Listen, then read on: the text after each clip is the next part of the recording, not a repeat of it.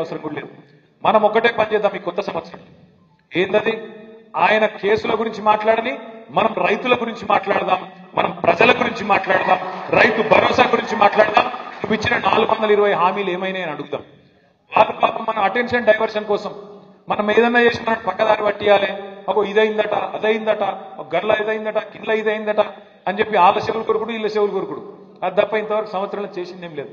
మనం ఒకటే తదేక దీక్షతోని అర్జునుడు కదా శిల్క కన్ను మీద దృష్టి పెట్టినట్టు మనం కూడా ఒకటే దాని మీద పెడదాం.